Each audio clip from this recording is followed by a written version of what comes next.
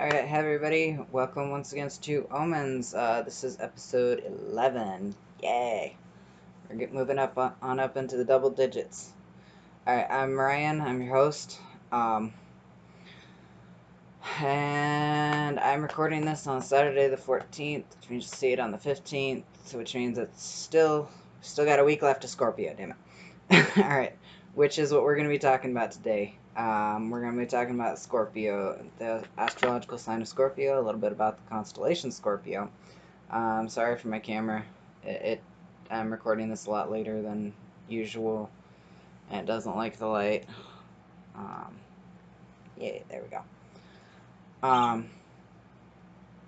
Also, I don't know if you'll be able to see my birds, but my sister got me a new bird. His name's Gabriel, so they might be a little noisier than usual. They just like being part of the show, and we love them, so. Or I do, anyway. Alright, so, again, we're talking about Scorpio. So, Scorpio is a water sign. It's the final water sign in the astrological cycle, so it is a fixed sign, which means it's solid, it's steady, it's kind of, we're done. We're staying still here. We're getting everything. That was the newest bird, Gabriel. Not sure quite 100% yet. It's still a juvenile, whether it's a he or she, but either way, Gabriel still works. Likes to fly around, so sorry. Anyway, Scorpio is a fixed water sign, so it's like everything that we've initiated and kind of. Oh no, sorry, fixed is the middle of the water sign. It's the middle water sign. It's everything that was just initiated in Cancer is yes. Cancer is the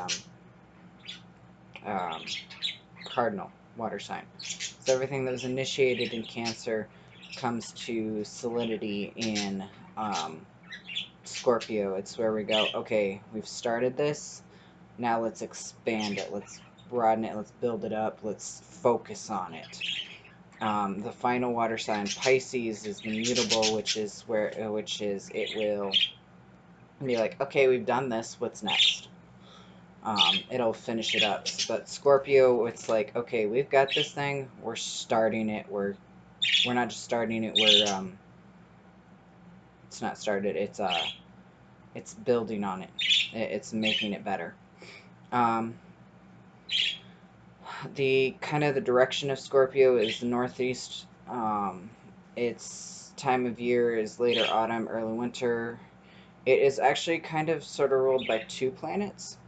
So in traditional astrology, especially Chaldean astrology, Scorpio was ruled by Mars, the fire ruler of Aries, that go-getter. Let's move on forward.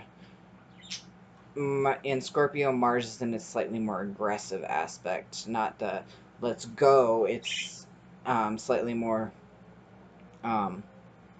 Think of holding a fortress. It's like a fortress under siege type deal. Well, not even so much that.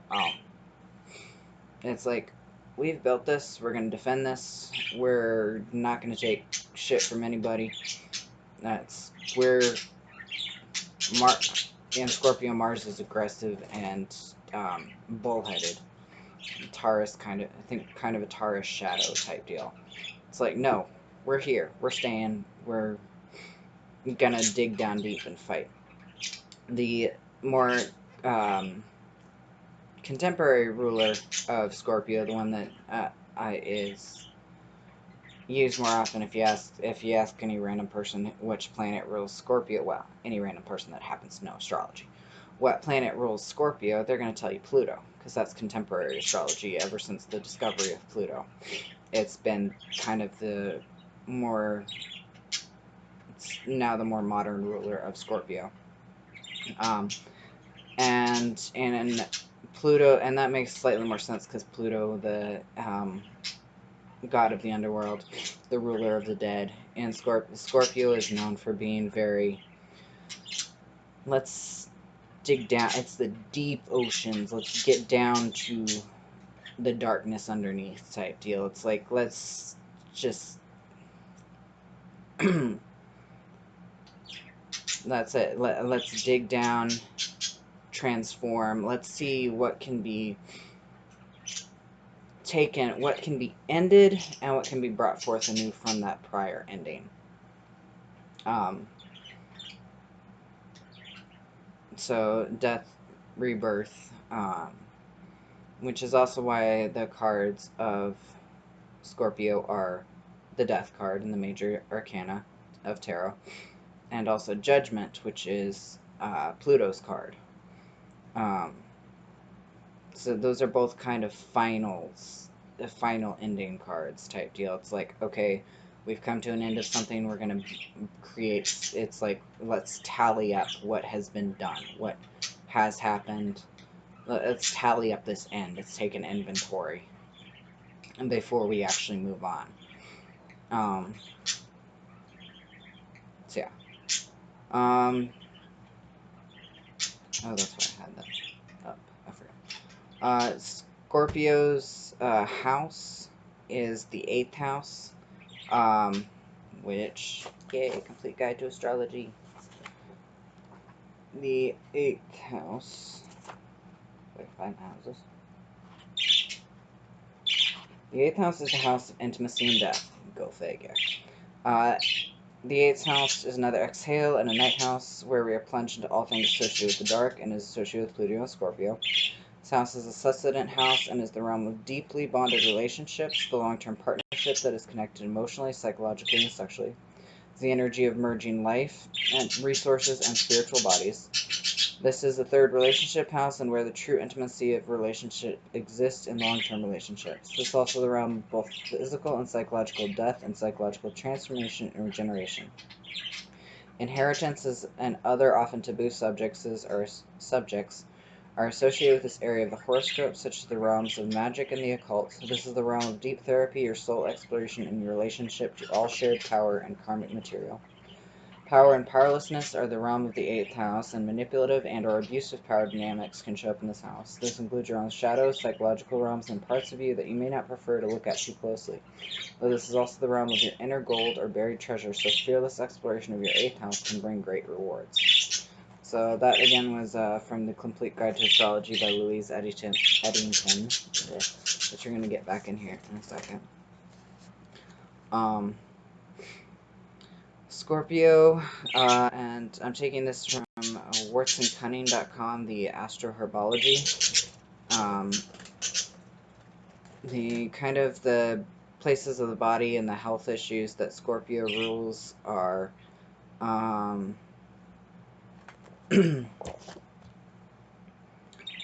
the kind of your genitals and groin area, the colon, prostate gland, sex organs, gallbladder, rectum, sphincter muscle, uterus, cervix, clitoris, coccyx and pelvis, the urogenital system, reproductive system, sexual drive and procreation, appendix, nasal bones and nose, which that's kind of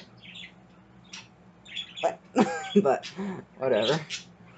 Glands, excretory systems, orifices, thyroid and thymus glands, which is also a lot higher. But then again, I think your thyroid is right around your nose, so that kind of at least connects and makes sense. Catabolism and anabolism. I cannot remember what those are. My dad probably told me at some point. A lot of the diseases have to do with the same areas as well. Sexually transmitted diseases, reproductive organ imbalances, diseases of the womb, well, just reproductive organs in general. Anything to do with uterus, not uterus, wow, bladder, disorders of the bladder, including bladder infections, ureteral stones, so, and blockages, so, kidney stones type deal. Swollen glands as in skin glands, like your glands and whatnot.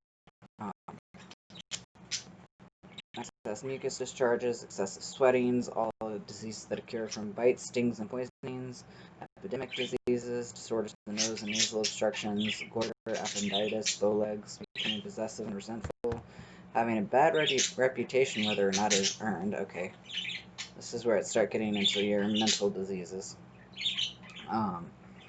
Choosing deceptive behavior to gain power and affection, tyrannical and treacherous, prone to extremes and excessiveness, distrustful, suspicious and secretive, reckless, rebellious, and rash. Those are the diseases of Scorpio. Basically, it's kind of its shadow side, just the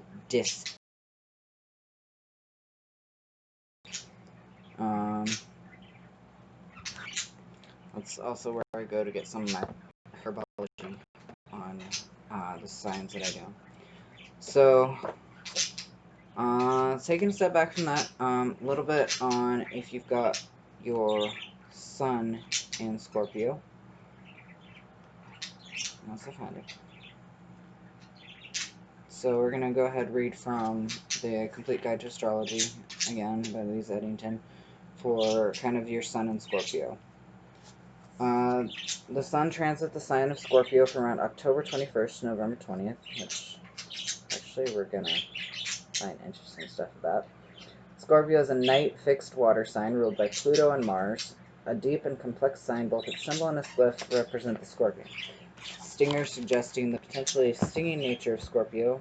As a highly complex and transformational sign, however, Scorpio is also associated with the serpent, a symbol of transformation, and the phoenix, a symbol of rebirth. Taurus is a sign of polarity. Iron and steel are associated with Scorpio, and ruby and garnet are the lucky gemstones.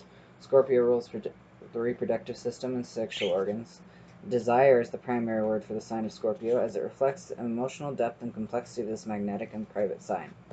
Scorpio is seen as magnetic, powerful, and sometimes intimidating by others. Internally, they can be brooding and obsessive, but also deeply intrinsical and psychological. When Scorpios are able to dive into the most emotionally intense issues of life, they are able to connect with their true power. Pablo Picasso, Hedy Lamarr, RuPaul, Leonardo DiCaprio, Lisa Bonet, and John Guetti were all born under the sign of Scorpio. Huh. Alright, and then rising sign in Scorpio. Magnetic, intimidating, intense are all words that describe those with Scorpio rising and night signs. They are very private and even secretive about their inner life, which creates mystique around them. They often have a slightly brooding appearance with penetrating eyes. Scorpio rising approaches everything with intensity, often to the point of obsession. They dig deeply into everything and have penetrative investigative traits, including seeming to see into other souls. Because of their very private nature, they often have problems expressing the deep swirl of emotions that their intense nature brings, sometimes even themselves. They do, however, emanate a deep power and are usually passionate and creative about everything they do. Pluto is the ruling planet of Scorpio rising people, and placement of Pluto will modify the rising sign. For example, someone with Pluto in the third house will be more likely to be chatty and less focused. Planets that conjunct the ascendant also modify the impact of the rising sign. Aretha Franklin, David Lynch, Robin Williams, and Prince were all born with Scorpio rising. So, deep, intense, magnetic, mysterious, all kinds of keywords we associate with Scorpio in a general rule. Pluto and Mars, intense, magnetic, kind of deep. Pluto more so than Mars, but Mars itself can be Mars and it's more aggressive, as I was saying earlier. So, kind of going on. Probably have to take a breather here somewhere. Well, we'll get that to the middle. So, something new I'm kind of coming into this is I have a book called Star Magic by Sandra Kynes that I started reading. And this is not an astrology book. This is an astronomy book. And the magic in the astronomy. Sandra Kynes actually states right at the beginning of the book, she is not an astrologer. She does not understand astrology whatsoever. So this book is on the magic of constellations, like using the constellations themselves for magic. Something that frickin' blew my damn mind when I started reading this book is, okay, so most of us kind of have a pretty good inkling of astronomy. Once you actually start getting into astrology, you kind of let astronomy fall by the wayside for a lot of us. Or at least it did for me, and most people I know. Something that blew my freaking mind. Because, I mean, you don't really think about it. I mean, you see it, and you kind of have a basic understanding, but you don't actually really think about it. So in astrology again, and it's an Earth-centric perspective, so we know it's not completely accurate. It's not scientifically accurate because we're in the astrology models. We have the sun as this, or the Earth as the center of kind of the solar system, and astrology is all done with, okay, how does this affect me here on Earth? It's all relative, which is why we have retrogrades with Mercury going backwards, or at least it looks like it is. We all know it's not actually going backwards. It just looks that way from our perspective here on Earth. Astrology is Earth-centric. Astronomy is not. So, in astrology, we cut up the entire night sky, the ecliptic that we can see, into 360 degrees, cut it up into 30 degrees, and this is Aries, this is Taurus, this is, and so on and so forth. We also kind of all have a basic understanding that constellations are kind of bigger and smaller and aren't exactly all that neat. However, we don't actually really click that. This book did, and it blew my freaking mind. I was like, that makes sense, and also, what the fuck? So she has in here a chart for the constellations. The traditional dates used in astrology for the zodiac. So let's just go, for example, with Scorpio, and actually let's use Virgo too, because these are the two that she points out actually. So the traditional dates used in astrology for, say, Scorpio is October 24th to November 21st, give or take a few days here and there. And say, well, let's just stick with Scorpio. However, the actual zodiac dates, the time the sun actually has them as a background, that constellation itself, the actual constellation as a background. For Scorpio, or Scorpius, November 23rd to November 29th, only 7 days. And I'm just like, wait, what? Virgo actually has the longest amount of days as a background at 45, from September 16th to October 30th. So again, it's like, wait a second. I mean, that makes sense, but also, wait, what? So what we basically do with astrology, these two, is like the astronomy is, this is the exact science of. Astrology takes that science and goes, okay, yes, makes sense. But if you actually break it down with astrology, and how the actual like energies flow and whatnot, it's like you can't sit there and tell me, like very much a Libra person, that I'm actually a Virgo. I'll sit there and go, no, I'm not. Yeah, now I do say, I will say that more than likely, since that constellation is what in the sky at the same time, it probably does affect you to some degree. But I can sit there and point out, I did this last month, I was like, yeah, this is how I'm all very much Libra energy, this is my core sun sign, this is who I am. I can see how that Virgo energy would affect me, since I do tend to get very detail-oriented. Also, my Chiron's in Virgo, so that could also take a role. It's very I just thought it was honestly something kind of fascinating, how astronomy and astrology differ like that. But anyway, we're going to kind of look into the actual constellation of Scorpius, or Scorpio, 128, which she has in the winter corner. No. 128, 126. I have this. Alright. So Scorpius, the Scorpion, the Death Wielder and Protector. Scorpius or Scorpii. The visible latitudes 40 degrees north to 90 degrees south. Its bordering constellations are Ara, Corona Australis, Libra, Lupus, Ophiuchus, and Sagittarius. The constellation actually resembles the creature it represents, a line of stars from the curving body of the scorpion, which ends in the corolla with poisonous tail, which she's got a picture in here, so there's Scorpio. Yep, you can see it. Alright. So I'll go over how to find it. Locate the summer triangle, which, I mean, you have to find that. Yeah, we're not going to go over to that. So, located in the southern hemisphere, Scorpius is one of the oldest constellations. 5,000 years ago, the Sumerians considered it a scorpion. From approximately 5,000 to 1,000 BCE, it marked the autumn equinox, and as such was considered a gateway to the other world as the dark time of the year began. Bolstered by the scorpion's poisonous sting, the constellation remained associated with death and darkness. In Greek mythology, this constellation is identified as the scorpion that killed Orion the Hunter. Opposite each other in the sky, the myth is played out with the Orion constellation setting as Scorpius rises. In one version of the story, Gaia sent the scorpion after Orion because of his boast that he could kill any wild beast.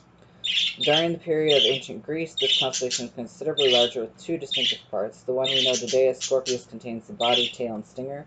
What we know as Libra was the second part of Scorpius called Chele Scorpionis, the claws of the scorpion. The Romans separated these constellations because they thought Libra looked more like the weighing scales than scorpion claws. Ptolemy equated this constellation mainly with Mars and Saturn, but also Jupiter or Mercury, depending on their location in the figure. In modern astrology, this constellation is equated with Mars and Pluto. According to Culpeper, this constellation influences the bladder, genitals, pubic bone, and nose. Notable stars in Scorpionus are Alpha Scorpii, which is also traditional name is Antares, which is kind of the heart of the scorpion. The next one is Beta Scorpii, or Acrab, or Graphius, which is just kind of the, where is it? Kind of up here on near one of the claws. The Achates is down in here. This the second brightest star, which is Shala or Lambda, which is right here at the end of the tail. So kind of the tail, the heart, and one of the claws are kind of most notable ones, I guess. Magical interpretations and uses for Scorpius. Scorpion is a small but potent creature that has had evil or negative connotations in many cultures, but not all. To the Egyptians and Babylonians, symbol of protection. The goddess Selket, protector of the dead, was depicted with a scorpion on her head, and Isis escaped the murderous Set under the protection of 7 scorpions. In addition, the Babylonians believed that scorpion people guarded the 7 gates of the underworld. If you're feeling native protection, carry or wear a Scorpio pendant to attract good luck and repel negativity. To prepare it as an amulet, dab it with peppermint or rosemary oil and draw down the energy of this constellation as you say, Scorpius, Scorpius, bring luck to me, protect and remove negativity. Alternatively, instead of using oil on the pendant, you could just pass it through the smoke of frankincense. Scorpius is the backdrop to the sun in late November during the dark of the year. Its lesson during the long days of summer is to embrace your dark side. Darkness is the place of incubation for creativity, spirituality, transformation, and psychic skills. When engaging activities to explore the deeper aspects of the self and or develop psychic abilities, let Scorpius give your efforts a boost before you begin your activity. Lay out the constellation's pattern of stars using bloodstone, labradorite, and or moonstone. As you say, Scorpius, Scorpius, whom many fear, in the dark of night I call you near.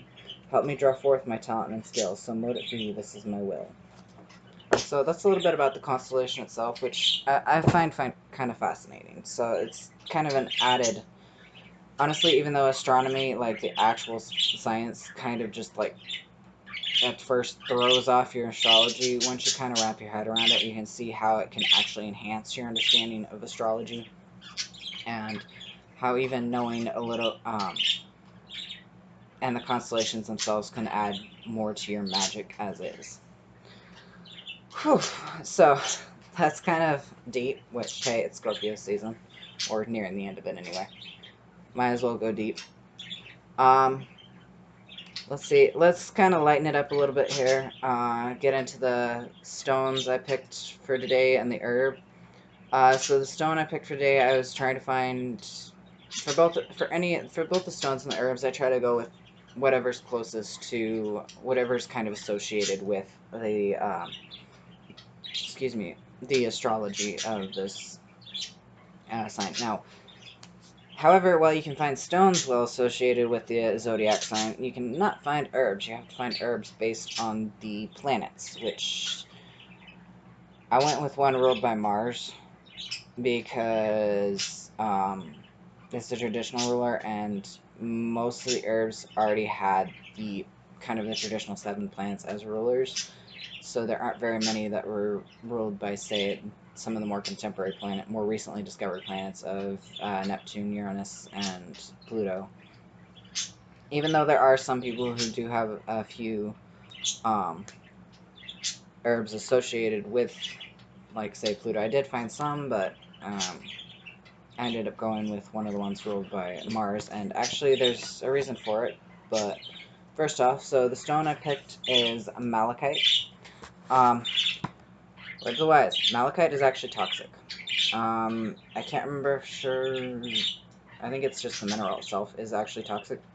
Only when used, more so when used in a raw form, because that powder can come, the powder and granules, the dust from malachite can come off, get in your lungs, you breathe it in, get in your lungs, and yeah, it can really do some damage. So you should really only use it in a polished form. And if you're cleansing it, or if you're going to use it as some sort of a crystal elixir, don't soak it in water. Kind of just, you put it in a glass, like, say, next to, or just kind of put it next to the water you're going to use as the elixir, so the energies can go through, but not the actual, like, mineral. You don't want to ingest malachite. You don't want to ingest it anyway. That thing, when you're cleansing it, because just malachite does need to be cleansed pretty often, because, and we'll get into that, but when you're cleansing it, Judy Hall's Crystal Bible recommends, and this is where I get most of my information, she recommends putting it on a clear quartz cluster out in the sunlight, and she says do not use salt, because salt can actually scratch the surface and rough it up, which, again, toxic dust and all that. Or probably however you cleanse them. I have run my malachite through running water, which in my case just means tap water, because I live in a desert. It's kind of hard to find running sources of natural water. Tap water's, my sink's right over there. And you know what? My clear quartz pendulum sure seems to prefer the tap water to anything else, so. If you're cleansing it with, I've cleansed my malachite and then run it in the tap water. I just don't drink the water. Though I am going to probably stop kind of doing that because I don't want it starting to break down. It's already got a chip on it. So malachite is, so a little bit into the actual uses of it. It is very nature connected, like very connected to nature. It's basically, if you run it to kind of get in tune with the natural world a little more strongly, carry on malachite with you. It actually amplifies energies, all energies, negative, positive, neutral, what have you. It amplifies all of them. It also grounds spiritual energies because it's so nature connected. It'll actually ground the spiritual energies into the natural world, so to help bring those energies down into the physical realm. And then a little bit, I was talking about how it needs cleansing a lot. That's because it is a protective stone, because it absorbs negativity, negative energy, and pollutants. It also absorbs pollutants, by the way. It absorbs those really easily, really fast, really easily, so it does need cleansing quite a bit. It easily picks them up from the atmosphere, from the body, whatever. According to the Crystal Bible, it also soaks up plutonium pollution and guards against radiation. Maybe. Don't quote me on that. That one I'd actually be curious to see, like, actual science experiments done on. That I'd want to know for sure.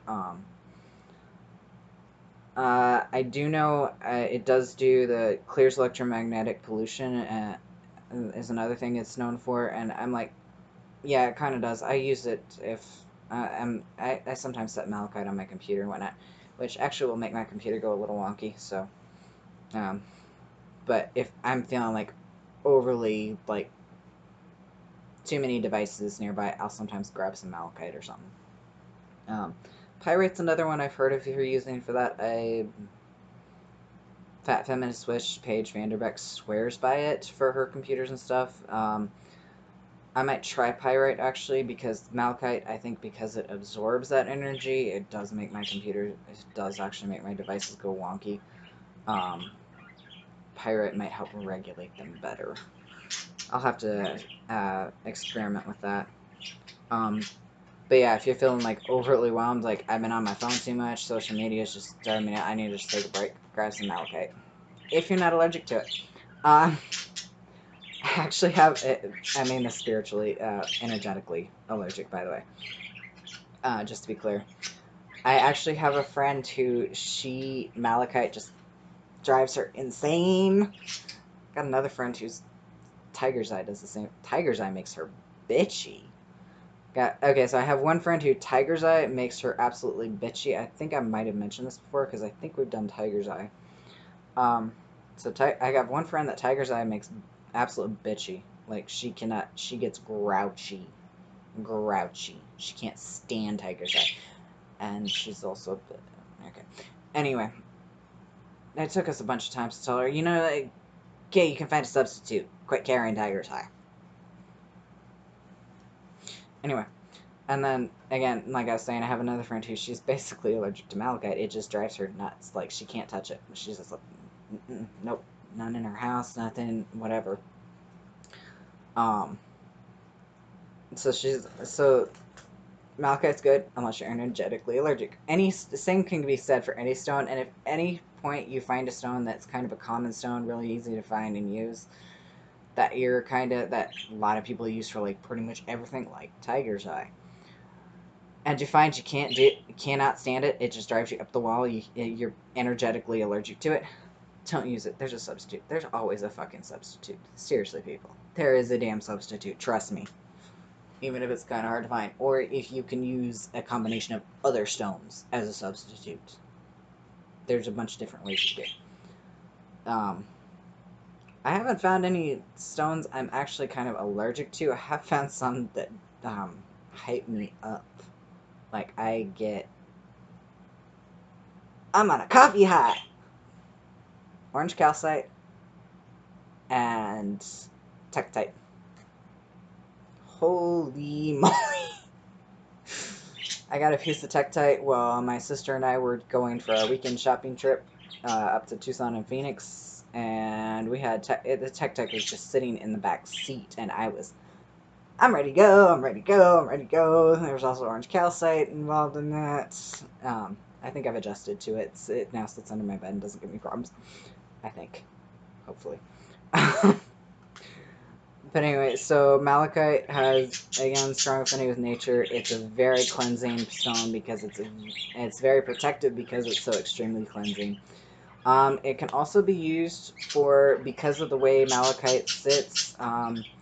You know what? Give me a sec pause. I'll show you my stone of it. Okay.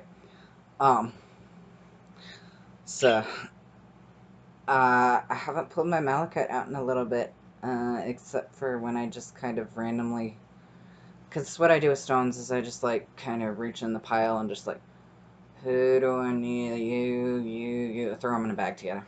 I should pay more attention. So, this is my Malachite. It's a little all roughed up. Hey, come on. But as you can see, Malachite can be used for scrying because there's so many, swirls and eddies. It's a very swirling eddy, and so you can kind of just sit there and just stare and like let your brain kind of relax and kind of float along all the swirls and get down into a meditative state and start seeing pictures and whatnot. And so it's very good for scrying. And then there was something else she had in here. So and then too much to write down. So psychologically, it's also a stone of transformation. Life is lived more intensely under the influence of this adventurous stone, which encourages risk-taking and change. It mercilessly shows what is blocking your spiritual growth. Malachite draws out deep feelings and psychomatic causes, breaks unwanted ties and outworn patterns, and teaches how to take responsibility for one's actions, thoughts, and feelings.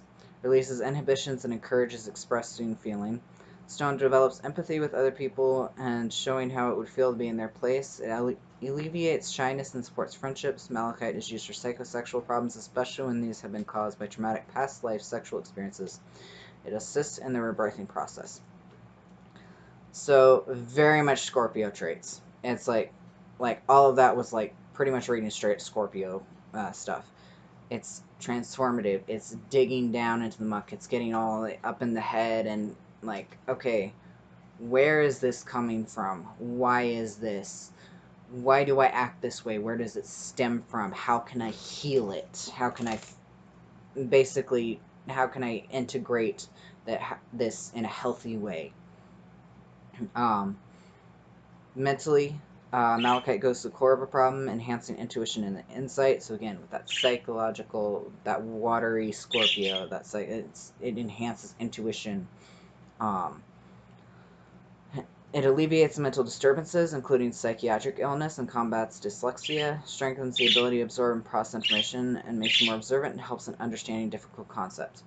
So it just kind of enhances that focus, which, again, Scorpio being a fixed sign, it's like, no, we're not going to go all over the place. We're going to sit here and we're going to figure this out. Placed on solar plexus, Malachite facilitates deep emotional healing, releases negative experiences and old traumas. So again, with all this kind of stuff, Malachite is just getting down into the muck type deal. It's a stone of getting down to the muck, bringing it up, and healing it. So very much a Scorpio stone, which is why it was the one stone that was a consistent find, because I go through like a bunch of different websites when I'm trying to find websites to try and find I'll Google scorpion stones or whatever sign I'm looking up, and I'll go down and I'll like go through like 6 odd different sites, and if I'm lucky, I'll find one in common. If not, I might have to go through more and find whichever one pops up the most. Malachite was on every single one. I didn't even have to dig all that far. I was like, after about like 5 or 6 websites, I was like, I guess I'm doing Malachite, because that's like every other stone. There were a couple in common here, there, and on these 2 they had one in common, and these 3 had one in common, and this one had one in common with that. I'm like, but Malachite was on all of them. So physical healing. This is not doctor's medical advice. I should probably start saying that. Nothing I put on here is medical advice. I am not medical personnel. I know shit about medicine. Most that I know about medicine is shit gleaned from listening to my medical personnel family members talk and bitch. I don't know shit. So none of this is medical advice. So Malachite is extremely versatile healing stone, particularly useful for cramps, including menstrual cramps, and facilitates childbirth. Has been called the midwife stone. It resonates with the female sex organs and treats any sexual disease. Stone lowers blood pressure, treats asthma, arthritis, epilepsy, fractures, swollen joints, travel sickness, vertigo, tumors, the optic nerve, pancreas, spleen, and parathyroid. So if you got problems with any of those, if you got health problems with that, maybe add some Malachite in to kind of help enhance the healing process while you're going to your doctor, taking your meds, seeing your specialist. Don't be stupid. I really don't expect that of anybody that actually watches my show right now, but I mean, later on when maybe I eventually have more viewers, hopefully, somebody might need that reminder. You know what, I just don't have a lot of hope in people. I figure I might as well start putting stuff out like that. Not to be rude. But I am being. Okay. So anyway, yeah, just kind of your regular disclaimers that none of this is medical advice, people. I haven't had that happen yet, and I really, really, really hope I don't, and that's why I'm kind of putting this out there now.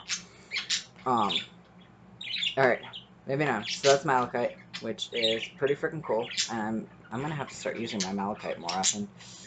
I might need to get a different stone, because, like I said, this one's all chipped up and whatnot, which is toxic fumes! Anyway, let's see if it actually helps my computer a little bit. Alright, so the herb I picked, again, a Mars herb, because Pluto doesn't really have too many herbs, and Mars is the traditional ruler of Scorpio, and this was actually there's a really good reason, and I'll bring it up near the end of this. So I'm using Cunningham's Encyclopedia of Magical Herbs as the base for this. So the herb I picked was basil. I should probably put that out. Basil, which is a masculine herb, which basically just means it's assertive, it's outgoing, it's kind of more aggressive. It's not. It's proactive rather than reactive. It's what is the opposite of receptive? Active? I don't know. I can't remember what the opposite of receptive is, but it's the opposite of receptive. It's ruled by Mars. It's the element. Its elemental ruler is fire. Some deities associated with it are Vishnu and Erzuli. I don't know who Erzuli is, or if I'm pronouncing that right. Vishnu is one of the 3 major Hindu gods.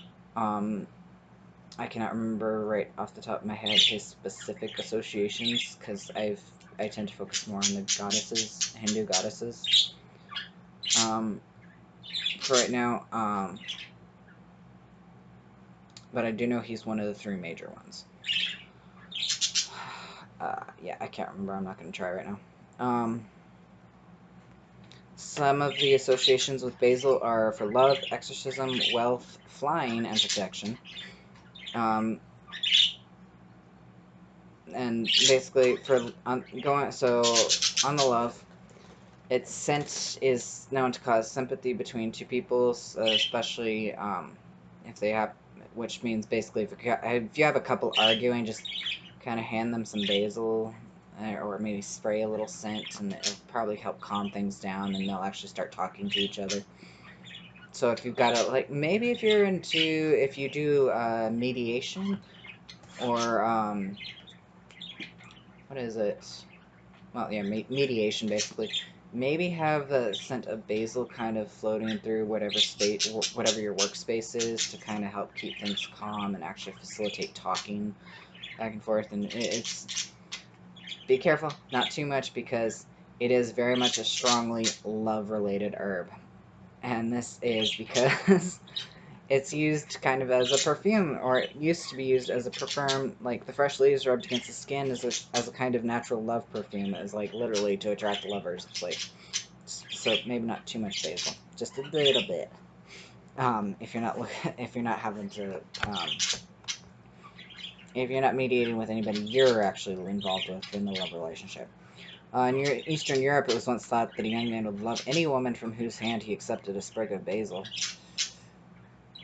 Gals, be careful who you're handing basil to. Just FYI. Unless you're actually doing it purposely. Then, okay, fine. Go ahead. But, other than that, be careful. Basil is also used in love divination. So, one of the ones he suggests, place 2 fresh basil leaves upon a live coal. If they lie where you put them and burn quickly to ashes, the marriage or relationship will be harmonious. There's a certain amount of crackling, and the life of the pair will be disturbed by quarrels. If the leaves fly apart with a fierce crackling, the projected relationship is undesirable.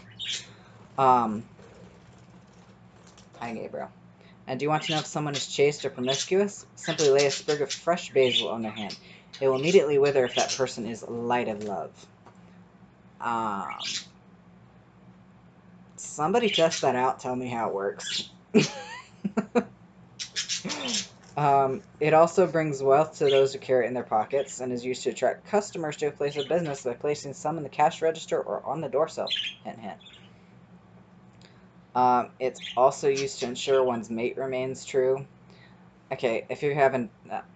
I got it, people. Some of you, for some weird-ass reason, will date people who are known to cheat, or you have that fear. If you've got that fear, I don't see... Okay, I'm aromantic. I don't see the fucking point. I don't. I'm like, if you're afraid somebody's gonna cheat on you, if you're so freaking afraid, you're doing magic to make sure they remain faithful to you, which it's like, maybe you should think about getting out of that relationship. Just maybe you should find something better. Maybe if some of your fear is like just on personal work you can do, maybe take a break from that relationship, do your personal work, and then try to go back to it if you can, if it's at least helpful, if it's at all healthy. If it's because they're literally, oh, that person over there's hot, oh yeah, I'm still with you, right, damn it. Maybe you shouldn't be in a relationship with that person. Just a thought. That's like, I do not see the fucking point. Why in the, like, I get it when it was, like, olden days, and it's, like, arranged marriages, or, you know, you were forced to, like, there was the whole chastity, virginity thing, and, like, you were stuck with that one person for whole life. Yeah, you'd want to make sure they remain faithful, okay, fine, but we kind of have a bit more freedom with our relationships. Now, if you don't, sprinkle basil powder over your body thoroughly while they are asleep, especially over the heart. Shouldn't it be over their body? Especially over the heart, and fidelity will bless your relationship. So, if you really need to because you're kind of stuck, okay, go for it. But if you have that option to not be stuck, well, why the hell are you still there? Just my opinion. Let's move on because we're at 46 minutes. So, basil is also strewn onto floors because where it is, no evil can live. So, you could probably put some into a floor wash floors. Also used in exorcism incenses and purification baths. Bleh. Small amounts are sometimes placed in each room of the house to bring protection. Witches were said to drink about half a cup of basil juice before flying off in the air. If you're doing flying ointments or something, do your research. And this next part is kind of on the ethics side. I honestly don't agree with these kind of ethics because I'm very much body positive. You know what? I'm just gonna scratch it. I'm not gonna even say it because that's completely against my ethics. It's another one.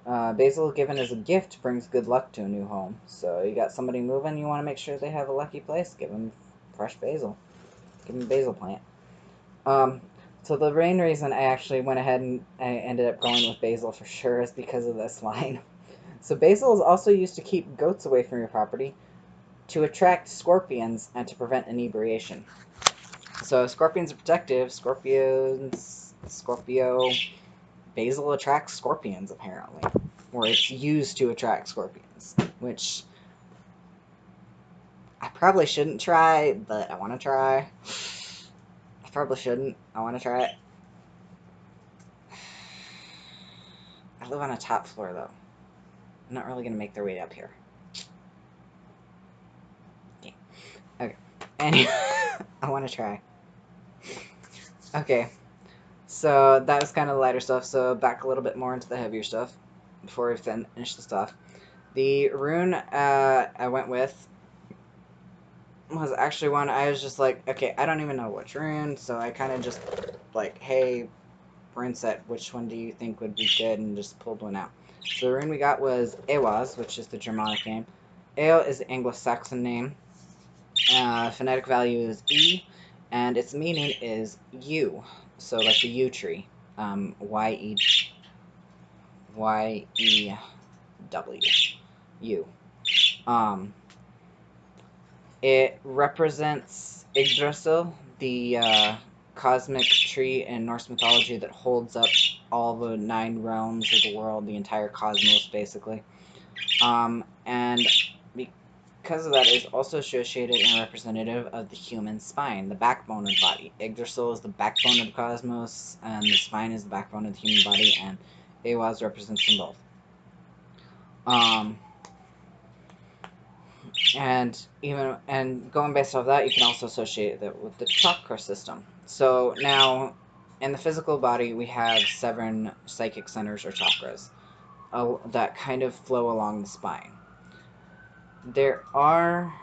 So in the book I use, Leaves of Yggdrasil, which is actually, I've recently found out of print, but was kind of redone as another book, which I can't remember the name of off the top of my head. I'll find it eventually. Wasn't there something I was supposed to put in the notes at some point in one of my... Ooh, I should go back through my videos. Where was I? So in this book, she mentions she has a theory of an 8th chakra, and we'll get into that. And then the 9th one being the human body itself type deal, the 9th realm, basically Midgard, being the human body itself. We now know that there are kind of technically 9 chakras. There are the 7 main chakra centers, which are the most often talked about. Then the 8th one, which she actually brings up, Freya Osman brings up in her book, and she talks about one beneath the feet, which is the one we know of as the Earth Star chakra. It is like a couple feet beneath your actual feet in the ground. It's the one that connects you to the earth, to the physical realm. The 9th chakra, which is is actually the Soul Star chakra, which is actually above your head. And that one connects you to the cosmos, the psychic realm, to divinity, higher self, such and such, whatever. On and on. So again, 9 realms, 9 chakras, Yggdrasil, the human spine. Kind of the basics. So, and then Eihwaz itself as a rune, it's linked with daring, traditionally associated with hunting, especially with the bow, because bows are mostly made out of yew wood. It's a very strong and assertive power. It's striving, it's action, it's persistence, endurance, it's a risk taker. It's a go-getter. It's kind of that Mars and Scorpio energy, and that Mars ruler of Scorpio energy. It's like, okay, let's just get down, dive in, go. Let's see what all this is about. And it's the risk taker, so it would probably be slightly more better to associate with Aries, but I can see where it comes in with Scorpio, especially in these next part, which I'm actually going to read down to this because it gets a little bit long. So the 2 gods are associated with Eihwaz, Odin and Ullr. We know that Odin is associated with Eihwaz or Yggdrasil because he transcended the barriers of life and death, Scorpio, and partook of both conditions while being suspended between the 2. Again, Scorpio energy right there. It is a sacrificial act of Odin's that gave him the knowledge of the runes, and he retained the ability to travel between the realms of life and death, becoming the wild hunter. Eihwaz. Ullr is associated with Eihwaz because he is the god identified with hunting. Bows are made of yew, and Ullr dwells in Ydalir, or the Valley of Yews. I'm pretty sure I butchered that. Furthermore, Odin and Ullr are the opposite of each other and therefore complement each other. Now, this is where it gets interesting. We know in contemporary paganism, kind of, especially from Wicca, the myth of the Oak and the Holly King, the Oak King and the Holly King. I'll explain that in a minute after this, but if you already know it, you know where I'm going with this. There's a myth older than the Eddas, which are kind of our primary source of all Norse mythology. So I might have to question this a little bit. In which Odin is usurped and driven away by Ullr or Mythodin. This happens at the autumn equinox, where Ullr takes over and reigns through winter. At the spring equinox, Odin regains control and rules during the summer. This myth is related to agriculture. It's the Oak King and the Holly King. That's basically the same myth. Ullr is basically the place of the Holly King takes his place, and then the Oak King is identified equal to Odin in this case. And it's an agricultural year thing, but the Oak King and the Holly King mythos is the one I've always heard, and I didn't know about this one. Which is funny because apparently, according to my bookmarks, I've already read this. I'm not too happy about that. Bad thing. Need to remember my stuff. Okay, so using Eihwaz in kind of a bind rune, it should be the backbone of the rune. You know what? I'm showing you Eihwaz. So that right there is Eihwaz. As you can see, very much straight spine, kind of the tailbone, the head, right there. Also, a hunting bow at the same time. It has that shape of a hunting bow. So yeah, that is that rune. It's, which, I mean, yeah, as a striver, it's a go-getter, but it's a risk-taker, but it also has to do, it's also associated with Scorpio, because it's Yggdrasil, it's also associated with Odin's hanging himself from Yggdrasil to sacrifice himself to himself, to gain the knowledge of life and death and be able to walk between the worlds, which is where Scorpio comes in, that death and rebirth cycle. Together right there. It's being able to sit in the middle, because Scorpio season is basically right on that edge where we're transitioning from, it's late fall, early winter, we're transitioning from that slowly dying stage to the actual death stage. We're not quite at the actual death. We're still in life, but we're both in life and in death in Scorpio season. So again, my runes definitely know a little bit about what they're talking about. Alright, so let's finish this off. Unless I'm running out of time. With a spell I found, and I kind of just gonna graduate. Honestly, kind of seemed at least a little bit appropriate. Might not fit quite well. I was gonna pull out a spell from my Planetary Spells and Rituals books, kind of change it up a little, or get out in the fairy book, but those are really long rituals, would take forever to read. I just want to come up with just simple spells. So, again, we're back to the Book of Fairy Spells. Yes, I will eventually get more spell books. Jeez, calm down. So, the spell I got I ended up picking, is the Moss Maiden Face Mask spell. So, it's a face mask. I mean, it kind of makes sense, though, because, you know, we're starting to get into kind of the colder season where we want to stay home and hibernate and take care of ourselves a little bit more, and this just kind of felt along with it. And I like face masks, too. So, of German origin, the Moss Maidens are very beautiful and friendly fairies who spin and weave moss around the forest floor. Here you will create a rejuvenating face mask that honors the work these fairies do, and in place of moss, use green tea. Banana, coconut cream, and honey will help add a moisturizing boost, while the green tea will offer rejuvenating properties. Timings, waxing moon, Sunday, afternoon, evening. So if you're watching this on Sunday, you pretty much got 2 out of 3, and it's probably getting towards the waxing moon energy, so 3 out of 3. I might have to do this tomorrow. So find and gather 1 tablespoon of green tea leaves, Camellia sinensis. I should know how to say that. I've heard it pronounced a few times.